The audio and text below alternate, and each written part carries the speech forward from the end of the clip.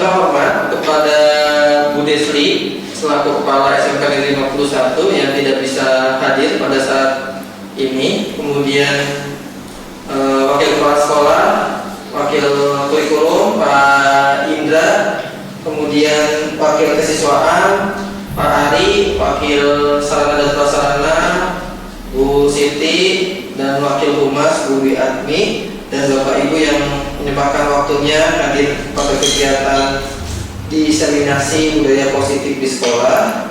Terima kasih. Baik Bapak Ibu semuanya, terima kasih atas kehadirannya. Kita buka kegiatan penerapan pengalaman budaya positif, sosialisasi dan diseminasi. Sebelum kita mulai, saya ada pantun terlebih dahulu. Ini pantunnya juga baru saya siapin tadi pagi. Jalan-jalan ke pasar Keramat. Jangan lupa beli daun salam. Cakep, artinya. Pulang-pulang ketemu Pak Camat. Jangan lupa ucapkan salam. Assalamualaikum warahmatullahi wabarakatuh. Waalaikumsalam warahmatullahi wabarakatuh. Apa jatuhnya pantunnya pesantren? Kirain udah pulang Dari Pak Haji. Iya, Camat ya. Pak Camat ya. Bapak Ibu, mohon maaf, terima kasih atas waktunya. Walaupun kegiatan pada hari ini banyak kegiatan dari pagi, nanti selanjutnya juga ada rapat juga ya. Jadi saya mohon waktunya sebentar terkait budaya positif di sekolah. Jadi di sini kita sharing aja ya Bapak Ibu ya. Nah, yang akan saya sampaikan terkait budaya positif. Kira-kira menurut Bapak Ibu budaya positif itu apa sih? Ada yang pasti udah pernah dengar ya. Nah, cuma kan kadang-kadang kita budaya positif itu biasa dilakukan tapi belum dipahami. Kira-kira budaya positif itu apa sih Bapak Ibu? Ada yang bisa bantu menjawab? Saya coba Mas. Iya, silakan Pak Haji. Menurut saya budaya positif itu satu hal yang harus dibiasakan oleh setiap manusia ya, baik itu di lingkungan pendidikan guru, siswa maupun karyawan. Seperti halnya contoh datang ke sekolah dengan tepat waktu, itu merupakan budaya positif yang tidak hanya ditujukan kepada siswa tapi juga berlaku untuk seluruh sekolah dan membiasakan itu nanti menjadi sebuah kebiasaan. Diambil dari melakukan budaya positif yang berakhir menjadi sebuah kebiasaan. Iya, berarti budaya itu kalau menurut Pak Ustadz Roja, Pak Haji, budaya itu adalah kebiasaan Pak ya? Kebiasaan kita kan ya, di sekolah sehingga menghasilkan sebuah budaya yang gitu. berlaku. Ya. Nah, budaya yang positif berarti yang baik-baik ya Pak ya? Jadi nah kita itu akan menerapkan kebiasaan itu di lingkungan sekolah kita gitu. Nah, caranya gimana sih? Nah, di sini poin-poinnya yang pertama itu ada perubahan paradigma belajar. Kemudian ada disiplin positif, nilai-nilai kebajikan, kebutuhan dasar manusia, motivasi perilaku manusia, posisi kontrol, keyakinan kelas, dan terakhir segitiga restitusi. Nah, untuk paradigma pembelajaran yang baru saat ini, kita itu sudah menerapkan namanya profil pelajar Pancasila. Nah, di sini itu ada poin-poinnya untuk profil pelajar Pancasila. Ada beriman dan bertakwa, kemudian berkebinekaan global, bergotong royong, mandiri, bernalar kritis, dan kreatif. Nah, pembelajaran paradigma baru ini merupakan pembelajaran yang dirancang berdasarkan prinsip pembelajaran berdiferensiasi. Nah, mungkin Bapak Ibu untuk kurikulum merdeka sudah pernah mendengar ya pembelajaran berdiferensiasi, yaitu pembelajaran yang berdasarkan keberagaman murid dan kebutuhan murid. sehingga para peserta didik belajar sesuai kebutuhannya berdasarkan tahap perkembangan sesuai teori psikologi modern untuk mewujudkan profil pelajar Pancasila. Nah, untuk teori kontrol di sini, jadi kita itu sebagai guru harus bisa mengontrol diri, mulai dari mengontrol murid, kemudian maksudnya di sini kita itu nggak bisa mengontrol murid, Bapak Ibu. Makanya di sini tulis ilusi guru mengontrol murid. Jadi ilusi itu apa ya? Bayang-bayang. Iya, bayangan ya. Apa sih, kayak imajinasi doang gitu. Jadi belum kenyataan. Kita itu nggak bisa mengontrol murid gitu. Yang kita harus lakukan adalah menuntun, bukan mengontrol.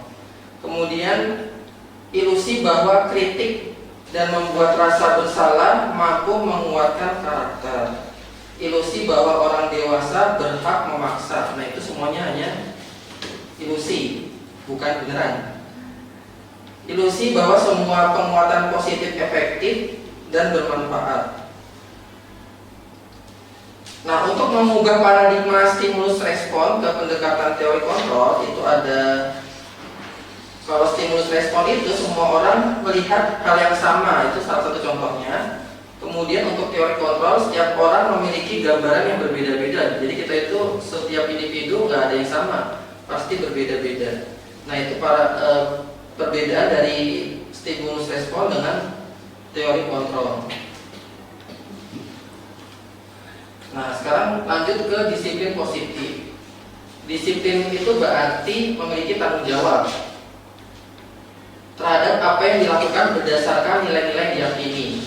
Disiplin positif merupakan salah satu cara penerapan disiplin yang bertujuan untuk menumbuhkan kesadaran serta memberdayakan peserta didik tanpa imbalan, penghargaan, ancaman, atau hukuman.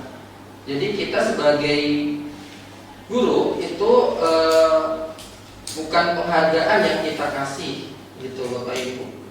Jadi jangan dibiasakan kita itu kasih imbalan ke anak-anak atau kasih hukuman, gitu. Nah, itu kurang tepat ya. Kasih nilai gitu. Kasih nilai. Nah, yang bagus itu kasih nilai, kasih sertifikat, gitu. Apresiasinya seperti itu, bukan misalnya dikasih uang gitu.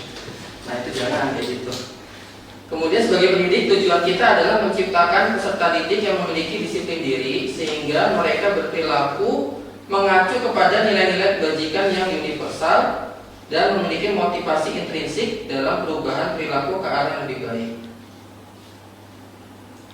Nah, nilai-nilai kebajikan sendiri itu terbagi menjadi 3. Yang pertama itu profil pelajar Pancasila. Kemudian di sini ada IBRO Primary Years Program atau PYP.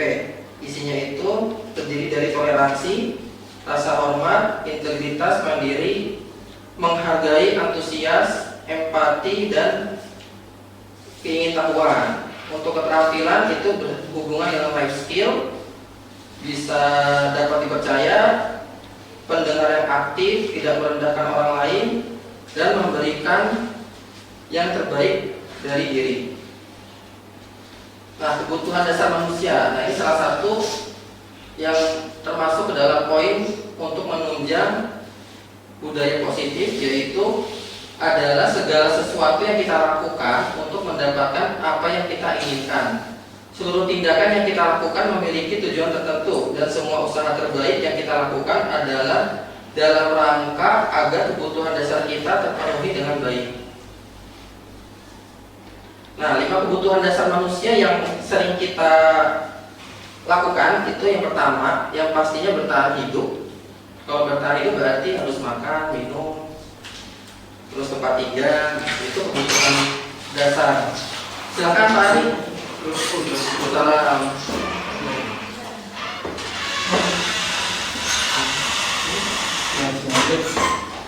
Kelihatan Pak? Itu? Oh, kelihatan ya? Enggak, biar Gitu aja. Oke, baik.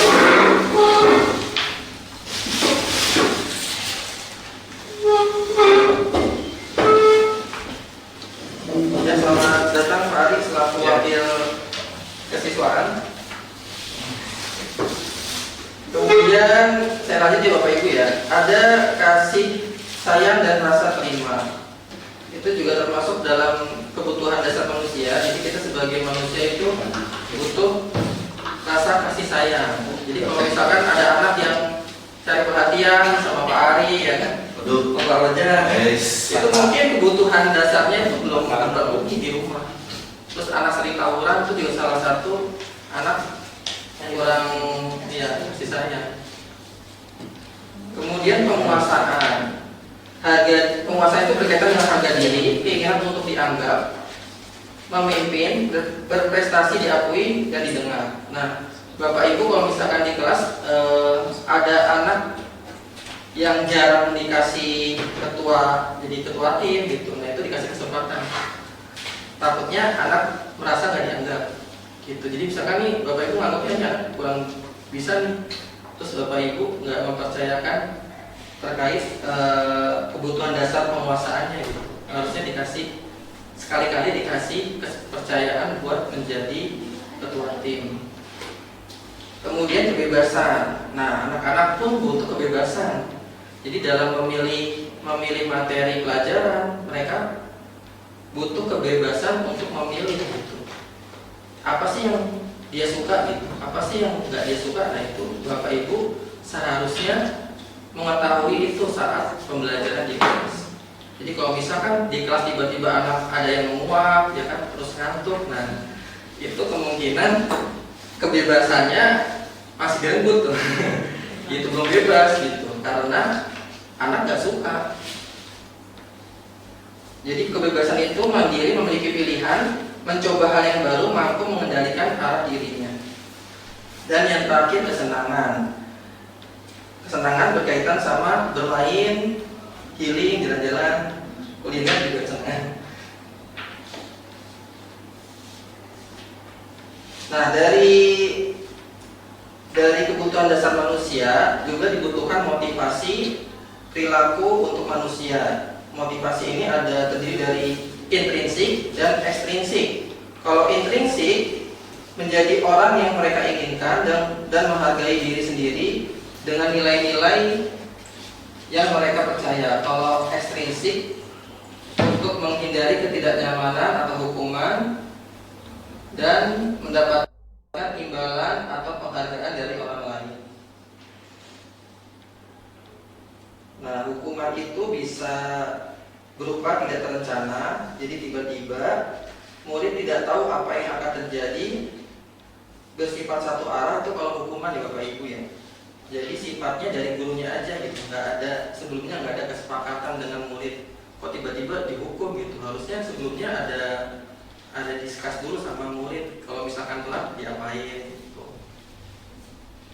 Berupa hukuman fisik atau fisikis, itu penghukuman. Kalau konsekuensi berupa terencana atau disepakati sesuai peraturan, murid tetap dibuat tidak nyaman. Sikap guru selalu memonitor murid, itu untuk konsekuensi. Nah, yang terakhir itu adalah restitusi, proses menciptakan kondisi bagi murid untuk memperbaiki kesalahan, proses kolaboratif yang mengajarkan murid untuk mencari solusi sendiri.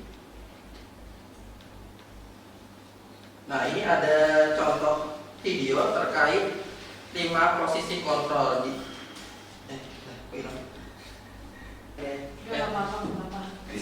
Disebutin. Videonya.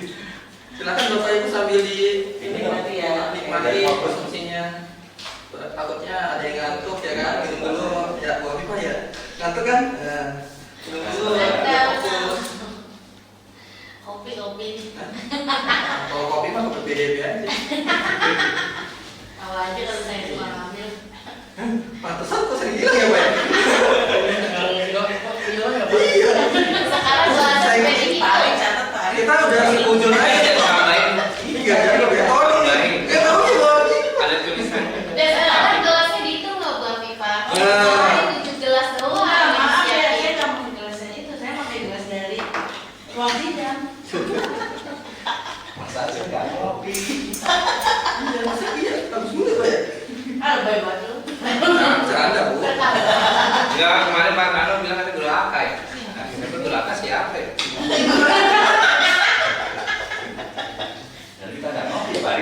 jahat soalnya kan yang di atas. Ini kan dialognya mah. Iya. Bapak Ibu, ini selanjutnya kita lihat 5 posisi kontrol. Jadi posisi kontrol itu kita sebagai guru ada posisinya dalam menangani siswa yang bermasalah, bukan menghukum ya Bapak Ibu. Ini kita bisa lihat videonya.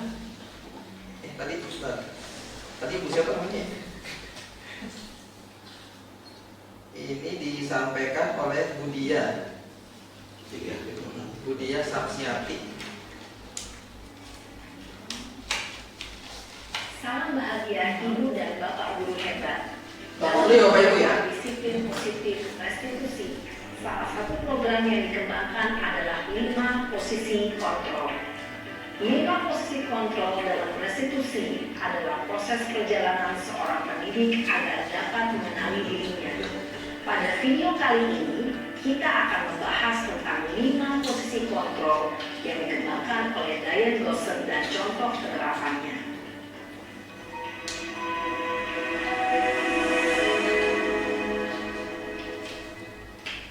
Lima posisi kontrol itu adalah 1. Posisi penghukum, 2. Posisi pembuat rasa bersalah, 3. Posisi teman, 4. Posisi pemantau atau monitor, dan 5. Posisi manajer. Untuk lebih memahami kelima posisi tersebut, mari kita saksikan kasus Naren yang terlambat hadir 20 menit di sekolah dan melihat bagaimana kelima posisi kontrol dalam menghadapi masalah tersebut.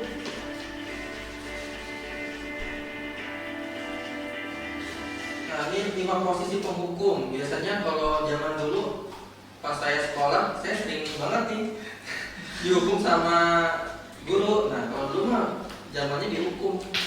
Nah, kita lihat Bapak Ibu ya, sama posisi penghukum kayak gimana. Biasanya pasti ibunya teriak, galak biasanya. Naren!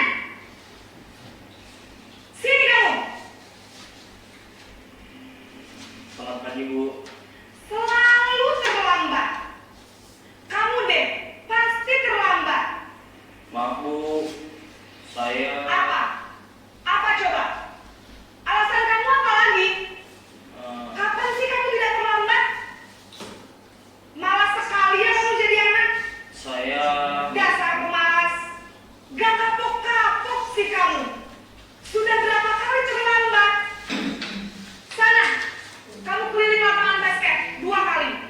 kenapa saya harus ke lapangan basket Bu? Kenapa?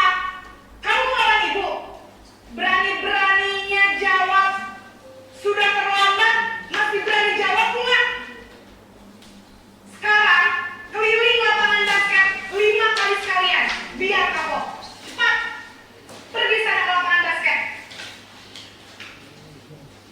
Posisi Nah, dari posisi penghukum kira-kira ciri-cirinya apa Bapak Ibu? Ngambekan. Nada tinggi marah. Iya, nada tinggi marah. Terus Emosian.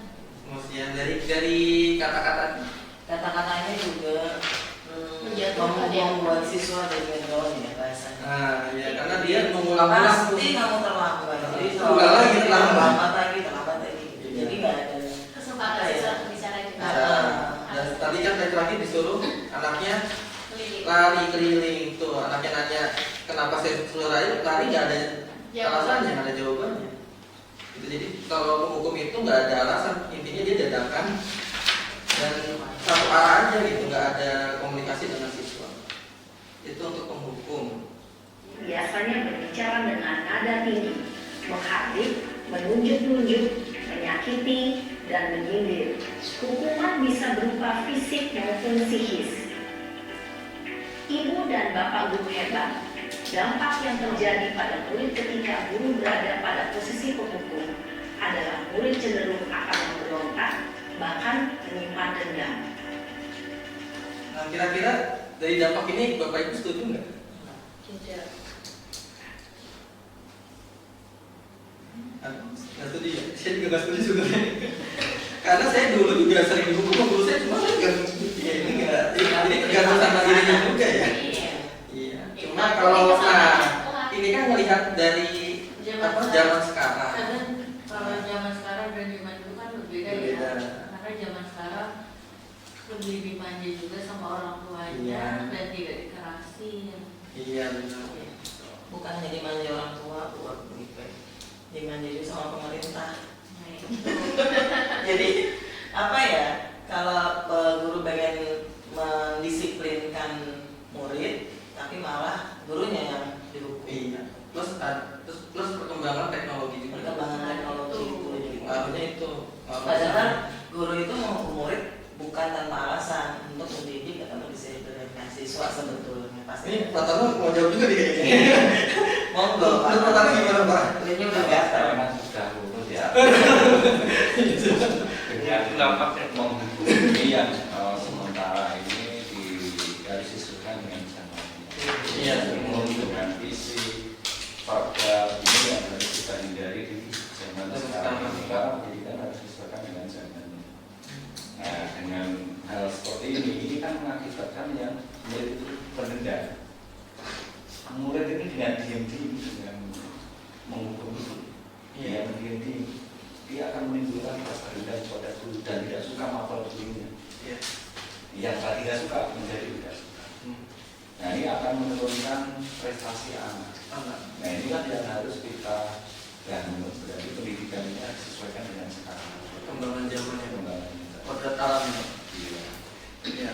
Benar, saya pernah alami Bapak Ibu di zaman sekarang. Saya menghukum dengan posisi penghukum dengan verbal aja.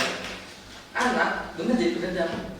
Saya marahin anak nih dengan nada yang keras.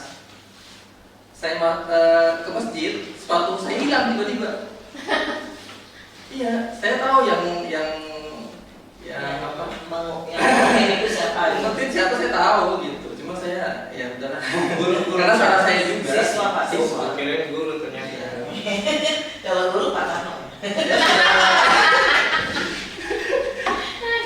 Gitu, dan saya udah praktekin gitu loh. Dan akhirnya ya itu sepatu saya hilang.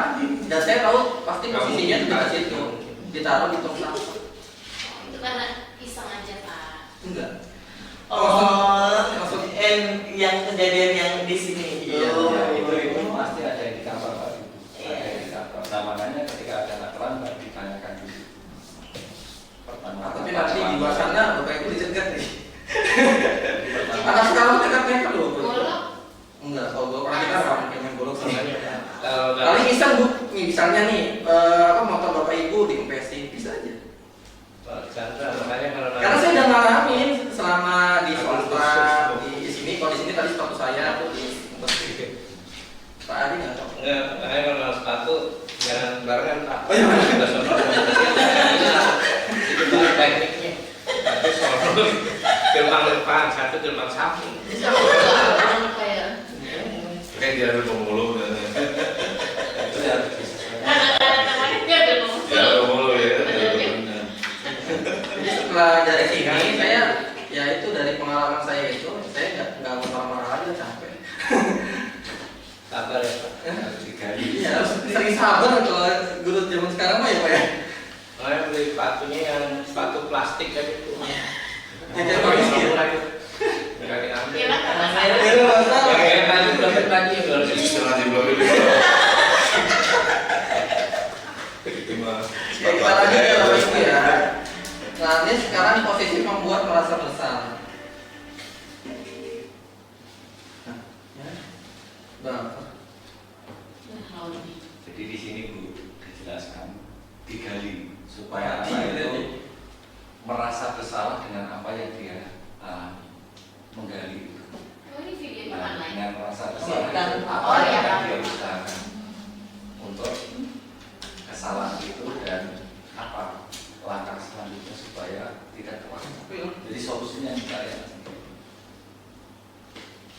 jangan direkam Pak. Kan dikira Bapak yang cek-ceknya. Ya ini kan nanti bisa dikat. dikat. Ini kan lagi dikat. Iya iya. Nanti dipotong lagi. Ya, lagi teknisnya lagi lihat nanti. Lagi muter-muter. Muter-muter. Apa tadi? Bukan. Apa yang pakai isinya apa pun Mas? Apa pakai Pak ya sebenarnya. Iya jadi di Kedua Dosa.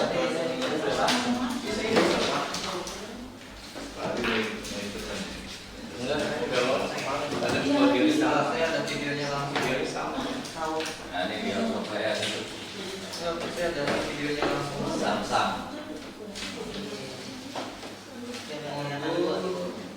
Udah nanti juga. Yang enggak. Enggak tahu yang itu saya dari. Belum. Sudah ada orang tua.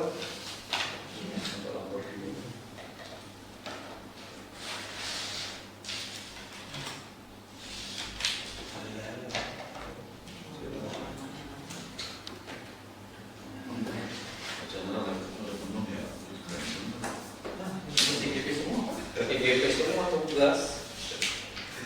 Ini motivasi Bapak dan Ibu supaya ikut CGP. Enggak, saya mau ketemu. Gimana sih? Pas tahun. Saya bilang tadi jangan kecuali di pasar Mudu SP. Betul, hari tahu Terus terpaksa saya juga ya. dipaksa. Saya bilang ke siswa gimana lu pakai ke CGP?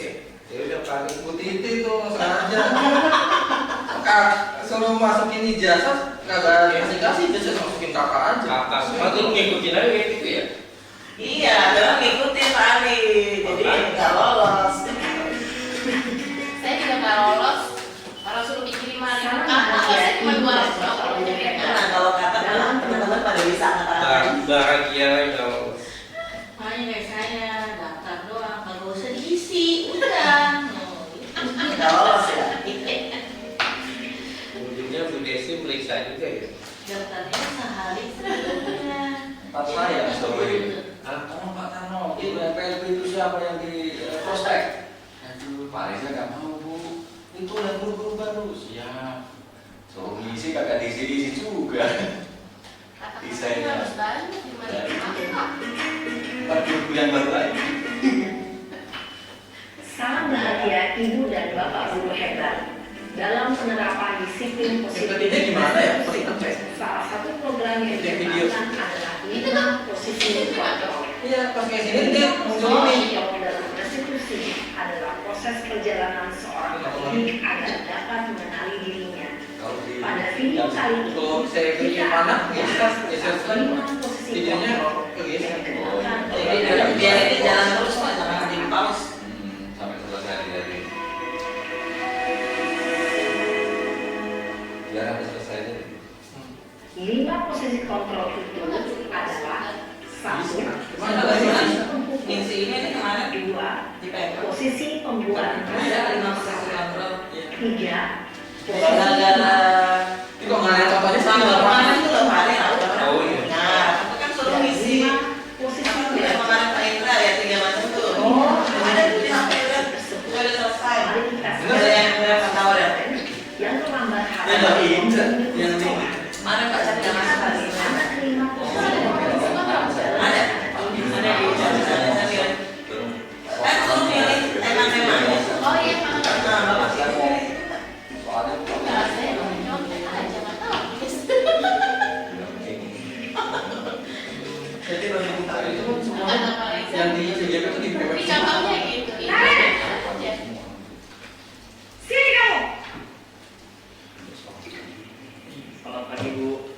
selalu terlambat kamu deh pasti terlambat Maaf Bu, saya apa coba alasan kamu apa lagi kapan sih kamu tidak terlambat malas sekali ya kamu jadi anak saya dasar pemalas gak kapok-kapok sih kamu sudah berapa kali terlambat sana kamu keliling lapangan basket 2 kali kenapa saya harus keliling lapangan basket Bu?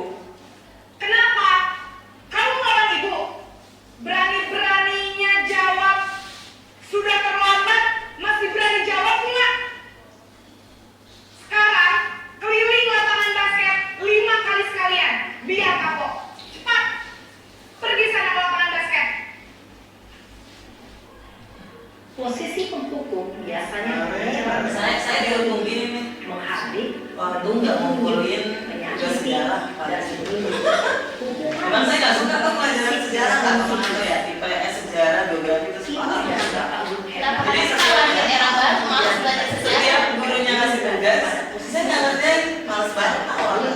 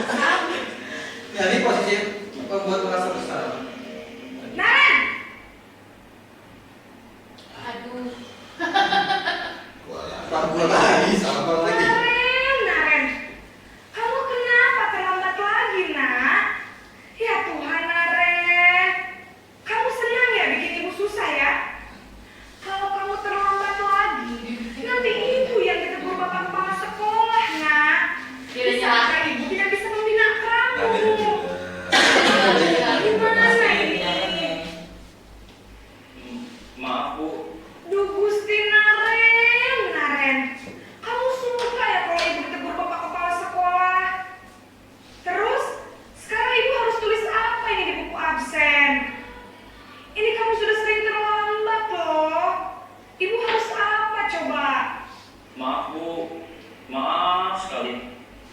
Ya sudah, lain kali jangan bikin ibu susah lagi ya nak ya. Ibu tidak akan kuat lagi kalau kamu gini terus. Bisa jantungan kalau ibu ditegur bapak kepala sekolah. Sana cepat ke kelas. Maaf ya Bu, maaf sekali. Nah, kalau dari yang pembuat pasal bersalah, kira-kira apa ciri-cirinya Bapak Ibu? Tidak ada hukuman. Nah, tidak ada hukuman. Tapi Tapi jangan membawa anak-anak pada belum tentu dia juga sama kepala sekolah. Jadi membuat si anak ini merasa bersalah dengan ibu gurunya, nanti kalau ditegur pas sekolah gimana? Gitu. Iya. Dan nyusahin ibu terus dong, nah gitu. Kalau pembuat pasal bersalah. Mungkin juga belum tentu juga kepala sekolah negor. Iya, emang sengaja dibuat seperti itu. Biar dia itu merasa bersalah. Kalau ditegur sama orang tua kamu gimana? Gitu kan bisa.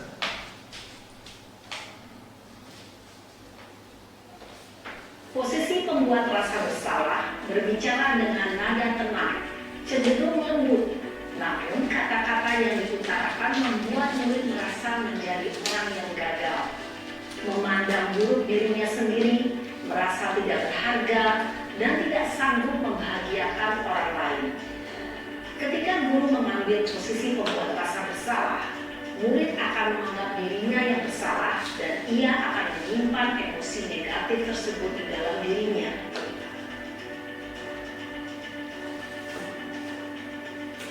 Nah, ini posisi teman. Ini biasanya Pak Haji. Kalau Ustaz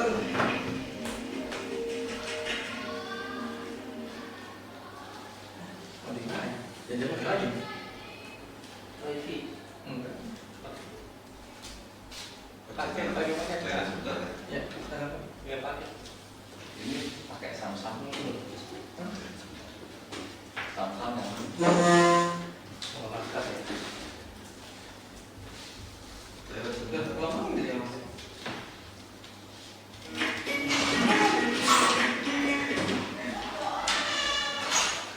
Biasanya kayak di file Lupa naruhnya Bu. di PMF. Lupa. Mesin reaktif Pak di apa? Di LSM.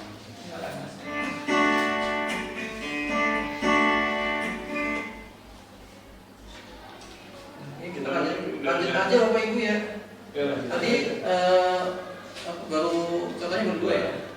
Kalau posisi teman tuh lebih apa sih? Lebih nadanya itu kayak kita sama teman. Contohnya nanti ada kata-kata. Ya nanti pokoknya bisa. Lu sih Iya. budi, gara-gara lu tuh. Biasanya pakai lu gue ya kalau teman tuh. Jadi sama kasus. Nah ini untuk tadi hukum. Salah satu contohnya misalkan sekolah pada bendera itu contoh hukuman. Kalau pembuat merasa bersalah, berapa kali Bu Bapak harus memberitahu kamu selalu saja mengecewakan. Jadi ada kata-kata mengecewakan, nyusahin buat ibu bapak gurunya dan lain sebagainya. Nah kalau teman kayak gini ayo dong. Jadi membuat apa sih kayak Thomas gitu. Biasanya gue lo juga termasuk. Ikuti aturan sekolah, tolong bantu ibu. Jadi kayak teman. Kalau pemantau, nah kalau pemantau ini berdasarkan kalau yang kata Pak Ari bilang itu berdasarkan data sebelum-sebelumnya, dia udah tahu ini anak sering terlambat. Nah dari situ ada konsekuensinya. Ini untuk pemantau. Nah yang terakhir itu adalah manajer. Kalau manajer itu untuk memperbaiki kesalahan. Jadi tidak hanya menanyakan masalahnya apa, tapi memberikan solusi kalau sebagai manajer. Nah kita diharapkan untuk perkembangan untuk zamannya sekarang kita diharapkan sebagai manajer.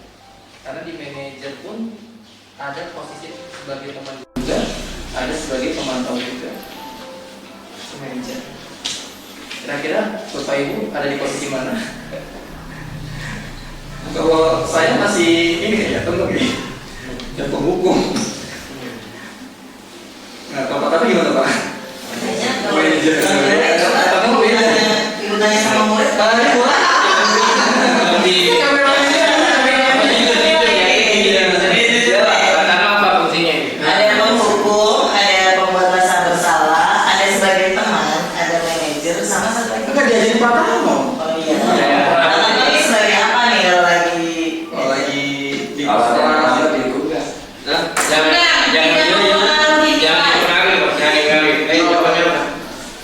Jadi apa judulnya?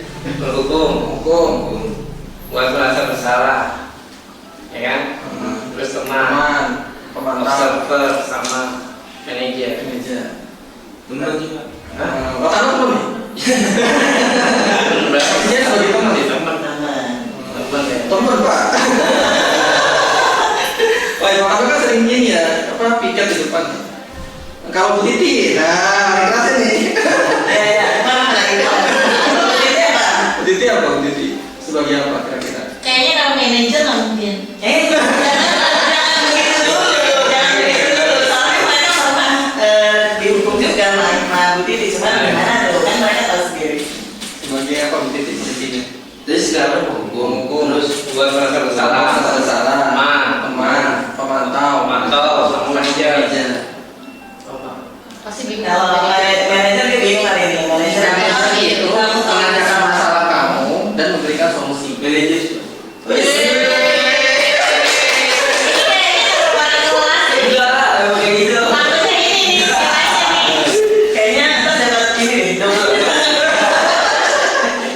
Kalau saya nggak ada juga. Kalau Pak Sandra, Kamu apa? Manajer.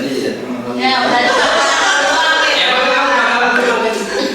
Kalau jadi diajar Batano juga kalau ketemu di jalan apa saya nggak Lalu kamu mikir Pak posisi sebagai teman tuh kenapa gitu? nggak asik kok Batano. Ini berarti bener nih anak ini. Bener nih. Kemarin karena bisa tim lah, sekarang kedua. Saya nggak ngasar. Cuma Ini bener nih, berarti kata murid kan yang menilai gitu Pak. Iya. Bisa saya merasa saya kayaknya penghukum deh. Tapi saya juga teman juga. Semua kayaknya enak kan? Ya kan kalau manajer emang hampir semuanya Enggak semua ya. pemantau juga, teman juga gitu. Manajer. Ini oke. ya, siap.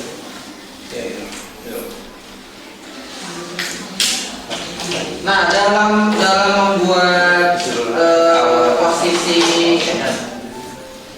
awal berangkat dulu ya. Akhir di sana. oh ya, Tahu kan? Masih ada ini. Masih ada. nanti di kamar apa? Yang satu, yang dua, yang semua. Enggak. Kalau di sini, Iya, karena saya biar itu apa dia? selesai ya. Nanti kalau nggak ada sih. geser aja. Iya, kamera kita. Dan kalau ini sih Nah, dalam sebelum kita menangani anak yang bermasalah, kita itu harus punya keyakinan kelas dulu. Bedanya apa keyakinan kelas dan dengan peraturan kelas? Iya tuh. Kira-kira bedanya apa Bapak Ibu? Misalnya dari keyakinan kelas sama kesepakatan kelas ya. Hampir sama. Bukannya beda ya Pak. Kalau kesepakatan itu di awal kita baru masuk pembelajaran kita sepakat dulu maunya apa. Kalau saya sih biasanya barter kayak gitu. Itu kesepakatan. Keyakinan juga di awal juga. Sama ya. Keyakinan bukannya udah peraturan ya, peraturan yang udah. Dia udah setelah kesepakatan, baru dia meyakini, oh iya saya harus. Iya, benar. Hasil dari kesepakatan. Nah, dari kesepakatan jadi keyakinan. Jadi keyakinan itu ibaratnya udah masuk ke dalam dari diri hati, dari hati. Ya. Mengapa bukan peraturan kelas? Nah, udah diterapkan nih kemarin. Nah, mungkin yang lain. Iya, bedanya apa? Kalau saya emang biasanya ngikutin peraturan di sekolah. Kan sekolah kan peraturannya ya. Gitu. Terus kenapa kita harus menerapkan keyakinan juga? Sedangkan di sekolah udah ada peraturan dari sana. Izin. Nah, ya. Gimana? Kalau menurut saya setelah tadi kan setelah ada kesepakatan terus kita yakini kalau udah yakin itu bukan peraturan seperti kita agama Islam, bahwa agama Islam peraturannya tidak boleh memakan daging babi itu haram. Kita meyakini gitu, ternyata daging babi itu selain haram pun juga ada kandungan cacing pita. Ya udah kita kalau sudah yakin itu bukan menjadi peraturan lagi gitu loh. Itu bahwa oh, ternyata ada positifnya gitu. Jadi dari peraturan itu ada alasannya kenapa ada aturan itu gitu. Iya. Sebetulnya kita ada keyakinan oh ternyata emang peraturan ini emang Butuh. gitu. dan itu bermanfaat untuk kita. Berarti ya, di peraturan sekolah pun berarti nggak salah ya? Karena kan peraturan sekolah kan yang membuat itu kan guru-guru kan ya, dan manajemen gitu. Cuma setelah itu baru kita sosialisasikan ke siswa. Dan mahasiswa itu menjalankan ya, oh ternyata oh iya benar ya. Pas saya udah masuk ke dunia kerja, oh ternyata saya itu sudah melaksanakan di sekolah, jadi sudah terbiasa dengan hal-hal yang positif. Benar. Gimana Bapak Ibu yang lain gimana? Iya. Sepakat kayak gitu? Bahasanya ya sama. Emang kalau di kelas nih sebagai wali kelas, apakah ada keyakinan tersendiri di luar peraturan Iya. sekolah? Iya. Ibu ada ya? Ada mereka yang membuat sendirian dari kesepakatan kelas. Saya maunya Oh gini. iya nak. Coba pastikan anak-anak. Kesepakatannya contohnya kayak gini sih Pak, misalnya Bu kita sepakat nih jangan tidur di kelas atau jangan makan di kelas saat lagi ada guru atau jangan keluar kelas ya gitu. Itu mereka setuju gitu. Kayak HP juga udah sama guru ya, misalnya guru A nggak mau dengan pakai HP, berarti mereka harus mengikuti, itu udah kesepakatan juga kan. Dan mereka yakin oh ini terbaik untuk kita. Mereka memahami itu sih. Mudah-mudahan semua kelas seperti itu ya. Ya kan beda-beda setiap keyakinan kelasnya masing-masing. Soalnya tingkat kedua kan terbaik. Sama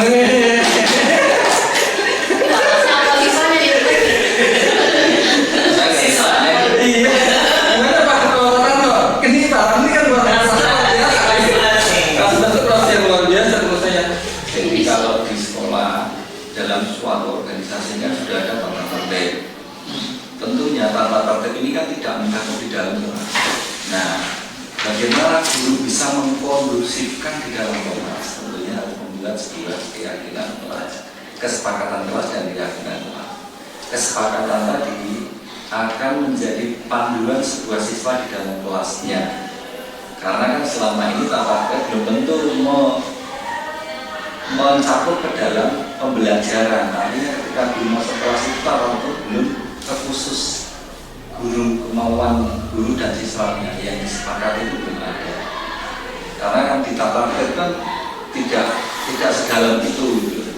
Supaya di waktu 2 jam atau 4 jam itu guru dan siswa itu punya kesepakatannya di mana pembelajaran ini nyaman, aman, dan menyenangkan.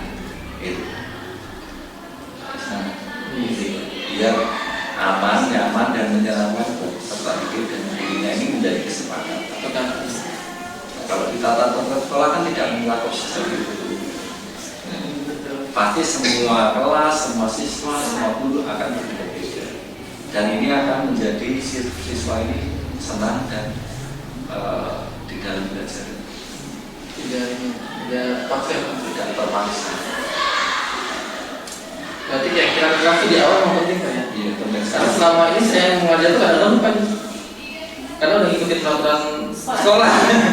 Iya, jadi dari apa CGP ini pun saya dapat ilmu gitu terkait pembelajaran keyakinan kelas, terus ide positif. Jadi saya juga sambil belajar juga.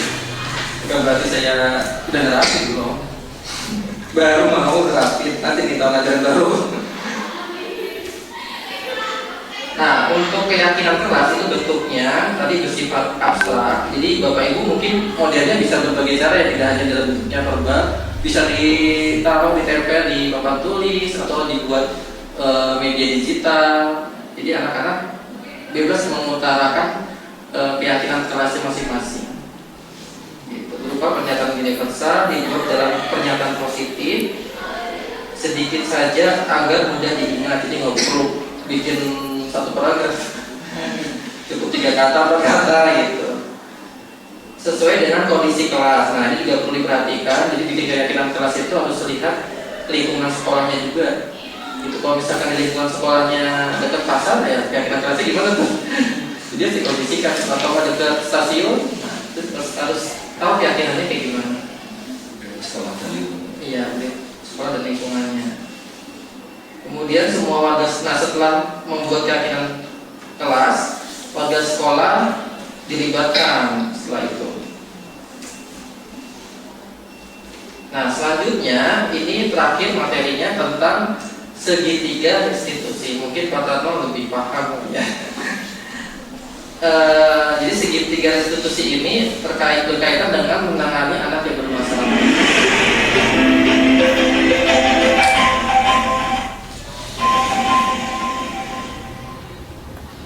Ini ada suara saya. Bisa.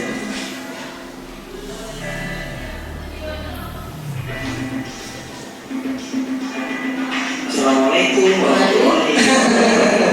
Saya Setiawan, calon guru penggerak angkatan 10 dari SMA Negeri 51 Jakarta.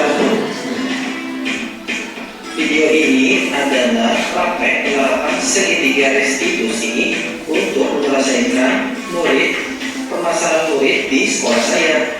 Sebagai informasi, segitiga restitusi adalah suatu proses dialog yang dijalankan guru atau orang tua agar dapat menghasilkan murid yang mandiri dan bertanggung jawab. Jadi segitiga restitusi itu bisa diterapin oleh guru, terus orang tua juga bisa. Jadi gak hanya dari guru aja. Terdapat 3 tahapan segitiga restitusi, yaitu yang pertama menstabilkan identitas, kemudian validasi tindakan yang salah, dan menanyakan keyakinan. Dalam menstabilkan identitas berdasarkan prinsip membuat kesalahan adalah bagian dari proses pembelajaran yang nantinya dapat menggeser identitas gagal ke identitas yang sukses. Selanjutnya, validasi tindakan yang salah berdasarkan prinsip setiap perilaku berupaya memenuhi suatu kebutuhan tertentu. Guru akan bergeser dari pemikiran stimulus respon menjadi proaktif, sehingga mengenali dan mengakui kebutuhan murid akan memperbaiki hubungan dengan murid. Dan yang terakhir adalah menanyakan keyakinan. Murid akan diberi pertanyaan-pertanyaan bermakna untuk memunculkan motivasi secara intrinsik, sehingga mampu mengaitkan keyakinannya dengan tindakan yang salah. Nah, jadi segitiga restitusi ini langkah-langkah untuk menangani anak yang bermasalah. Jadi apabila Bapak Ibu ada anak yang bermasalah, nah bisa menerapkannya menggunakan segitiga restitusi ini, mulai dari menstabilkan identitas, kemudian validasi tindakan yang salah, dan terakhir menanyakan keyakinan. Nah, ini saya sudah terapkan dan diterapkan nih sama murid saya yang di sini nih, karena kan sini banyak masalah. Ini masalahnya anaknya sering telat. Peggy tinggalnya di mana? Pak Sondo. Kamu itu kelas berapa? 11. Oh, baru saja. Sudah buka. Kan jadi kalau ada 2 ya. Saya suka cepat-cepat tuh. Kita ke 1 atau ke 2. Nah, kalau ngobrol-ngobrol rumahnya kan juga Sondo.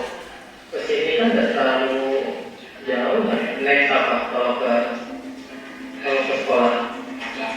Naik motor. Nah, saya dapat laporan dari guru piket. Nah, di sini saya juga sebagai posisi pemantau, karena saya harus ngecek ini anak benar nggak, telatnya sumber dari mana. Telat. Terus nggak hanya dari guru piket, dari teman-teman kamu saat kamu pernah datang pagi, saya dengar tuh, Febri kok tumben datangnya pagi, berarti kan menandakan kamu sering telat. Benar nggak? Benar. Ya. Saya juga dulu sama, pernah datang telat, cuma saya ada. Di sini saya menstabilkan identitas. Anaknya pernah, ini kan berbuat salah. Saya juga dulu pernah berbuat salah juga. Saya juga dulu pernah telat juga gitu, tapi ada alasannya. Jadi nggak langsung membuat anaknya itu merasa bersalah gitu, tapi kita kasih menstabilkan identitasnya dulu, menstabilkan kondisinya, biar anaknya nyaman gitu. Ada alasannya gitu. Dan nggak sering juga karena alasannya berarti kali 2 kali. Nah, kalau alasannya kenapa sih kok jadi telat ya? Sering ada. Sering begadang. Begadang tuh apa ya sering begadang? Kalau sebelumnya kan saya kan pelatih nggak sekarang, makanya kalau setelah saya dikenal sama game nih, sama saya setelah liburannya makin ya budayanya makin parah gitu, jadi budaya Itu karena dikenali sama ya ya jadinya kasih kan. Nah, sampai itu lupa waktu, lupa sholat nggak? Lupa sholat. kalau sedikit ya. Nah, di sini saya memvalidasi tindakan bahwa dia itu punya kesalahan gitu, dengan tadi dia mengakui kesalahannya. Kalau dia telat tuh karena begadang. Nah, begadangnya kenapa kok sering begadang? Karena sering main game. Gitu. Jadi kita itu nggak menuduh, tapi mengarahkan anak untuk menjawab masalahnya, dan nanti terakhir dia mengatasi solusinya sendiri. Bukan kita yang memberikan solusi, tapi anaknya yang mengatasi solusinya.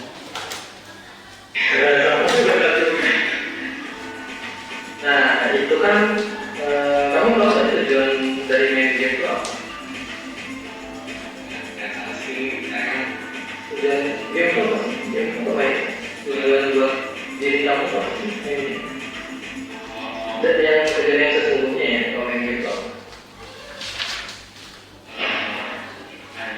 Ya, main. Liburan. Tujuannya itu kan. Kalau liburan itu kan apa sih namanya ya, buat waktu luang aja kan. Kalau kamu sampai begadang ya. Nah, dari situ dampaknya apa nih? Kamu begadang, dampaknya apa? Jadinya sampai ke sekolahnya ya. Padahal kan kita kan udah sepakat ya, kamu masuk di kelas industri ini. Kelas industri kan kelas buat anak-anak yang umur itu kan ya. Kita udah sepakat sejak awal walaupun di sini produktivitasnya jam 8, tetapi masuknya disamakan kan untuk 6.30. Nah, kira-kira nih dari permasalahan yang udah kamu alami nih, ya kan? Gimana nih? Baiknya gimana ya? Kamu itu nggak salah lagi gitu. Dari apa cara begadang ya? Gimana caranya biar lebih seperti biasa kayak Febri yang dulu yang telat pas waktu pertama kali satu kan? Kan kamu bisa tuh nggak telat, berarti kamu udah tahu harusnya solusinya tuh. Ya kan? Dulu kan nggak telat kan? Waktu pertama kali kan saya yang ngetes dulu. Ketemu saya kan? Iya. Aku dulu pas awal-awal nggak telat, berarti kamu udah tahu tuh gimana caranya nggak telat. Kira-kira gimana kan?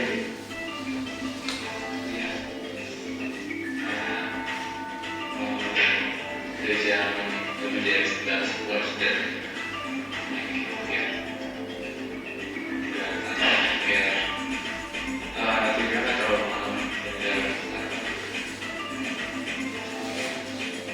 karena pas udah tahu main game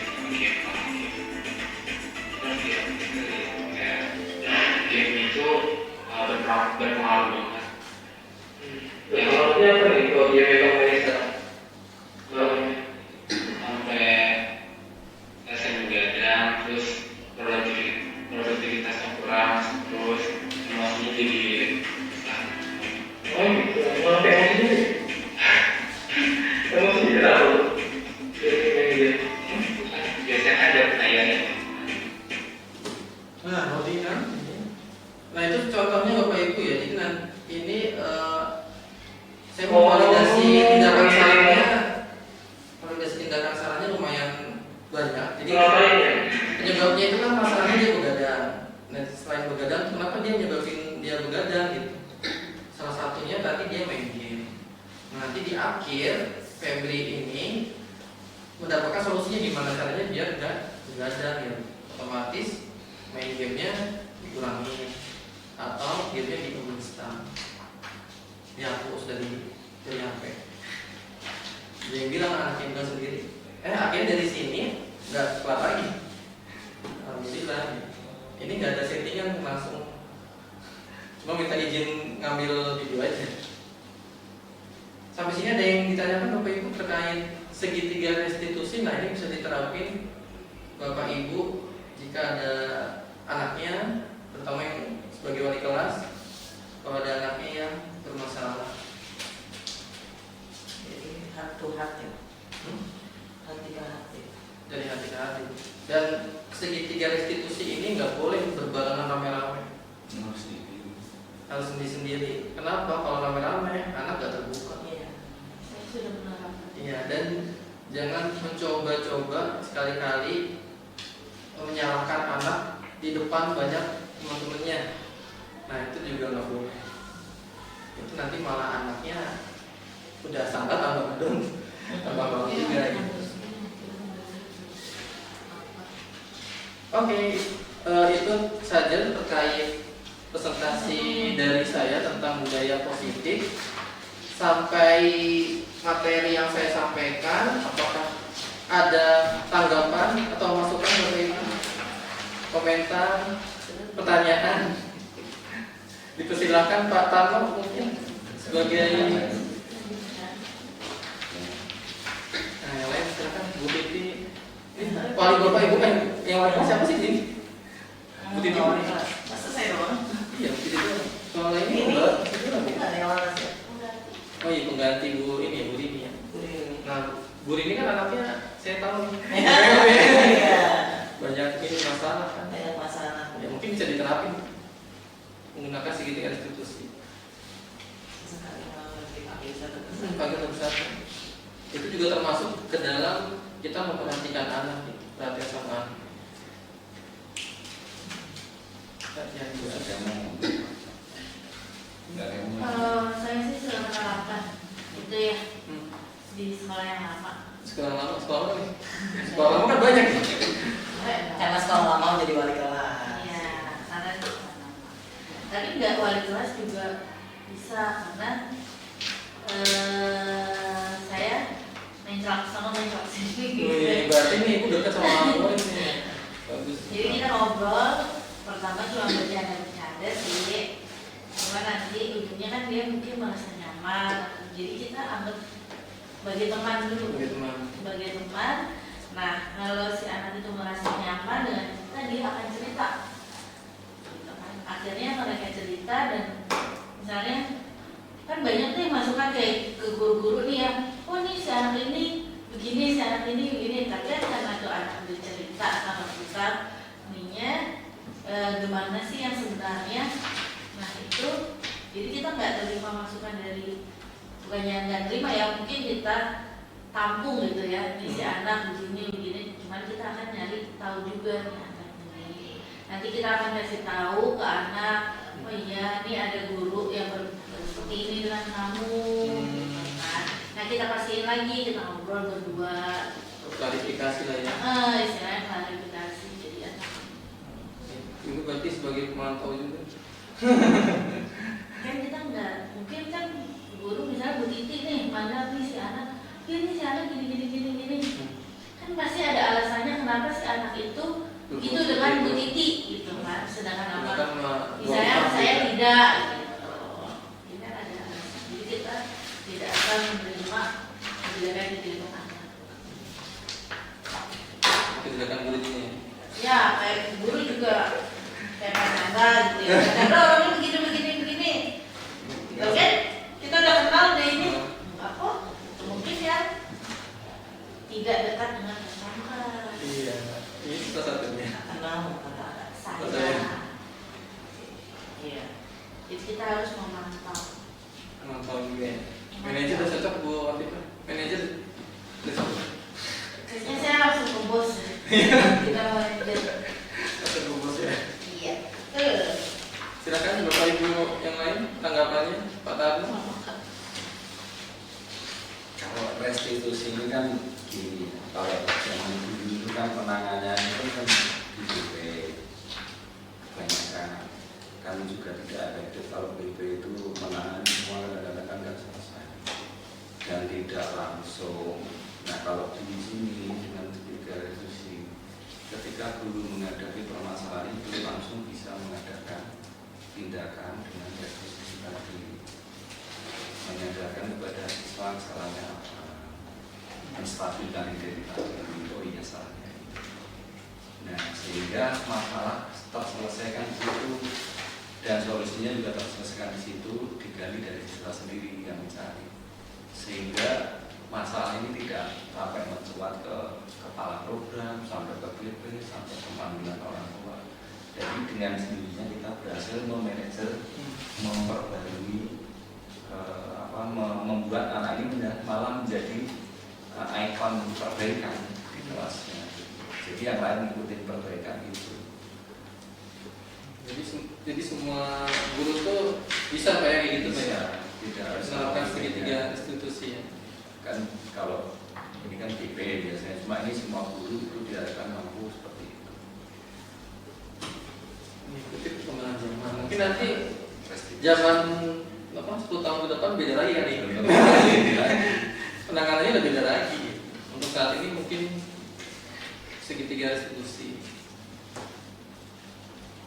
Silakan ada lagi Bapak Ibu? Cukup ya.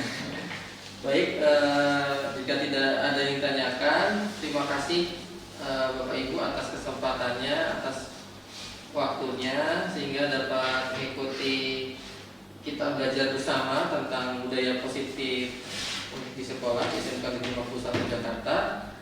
Kita akhiri dengan hamdalah, alhamdulillahirabbil alamin. Wassalamualaikum warahmatullahi wabarakatuh. Waalaikumsalam warahmatullahi wabarakatuh. Terima kasih Bapak Ibu semuanya. Sama-sama. Assalamualaikum warahmatullahi wabarakatuh. Nama saya Febri Hebriansyah dari kelas 11 IKW 2. Terima kasih untuk Pak Chandra karena telah memberikan solusi dari permasalahan yang saya alami. Assalamualaikum warahmatullahi wabarakatuh. Sebelumnya izin memperkenalkan diri, nama saya Alexa Karesia dari 11 Pemasaran. Di sini saya ingin mengucapkan terima kasih kepada Pak Chandra karena telah memberikan solusi yang baik untuk saya untuk menjadi pribadi yang kedepannya lebih baik lagi, dan saya telah memahami dan akan menerapkan solusi yang diberikan Pak Chandra kepada diri saya.